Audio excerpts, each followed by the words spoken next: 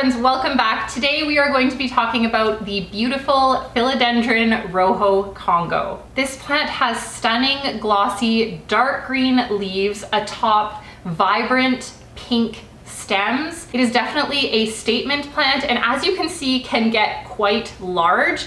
I recommend this for corners in your home where you just need a pop of plant, or maybe in the background behind smaller plants. Philodendron Rojo Congo likes indirect, bright light. What that means is it should be a couple feet away from a sunny window. It will do fine. You never want to press this plant up against a really bright window because the leaves can burn. This plant can tolerate fairly low light situations. I have kept it quite a few feet away from a not super sunny window, and it continued to do well. It did grow slightly slower than it's growing now, but it was fine. It did not suffer at all, which makes this plant a really versatile plant. You can put it in a brighter area or a darker area in your home, just as long as it's getting a little bit of light. If you are using a grow light to supplement the light in your home, just make sure that this isn't directly underneath that grow light because it could burn. For potting mix, I recommend keeping this in an airy, chunky mix. Because this plant can get really large, the roots are quite large as well.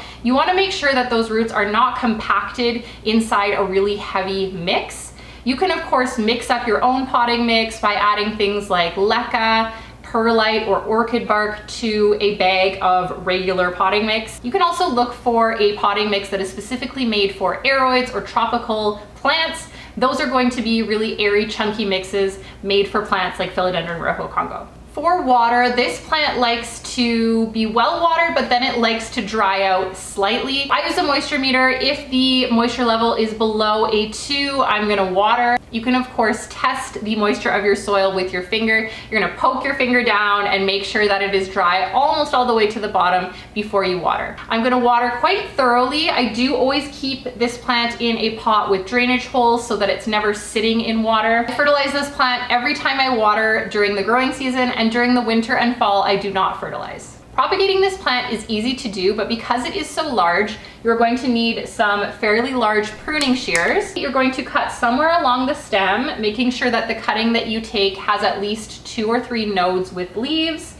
Let it callus over and then plop that cutting into water. It will root up and you will have a second plant.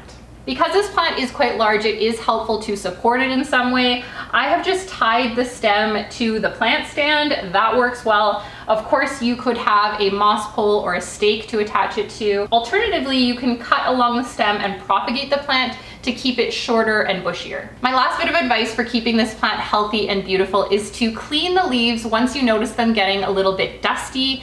I use a foliar spray and these cleaning gloves, but of course you could use a regular cloth to clean them off. When you remove the dust and debris off the leaves and the leaves are clean, the plant is able to photosynthesize more effectively. Therefore, it's going to grow even faster. By cleaning the leaves often, you are also preventing pest attacks. You're cleaning off any potential pests. Cleaning the leaves regularly also helps prevent pests. And because you're going to be looking at the leaves as you go, you can see if there are any irregularities or imperfections, which might be a sign of pests, which you can then treat right away. All right, friends, that is all for now. I hope you found this video informative. If you did, please like and subscribe. I hope you and your Philodendron Rojo Congo have a beautiful day, and I will see you in my next video. Bye.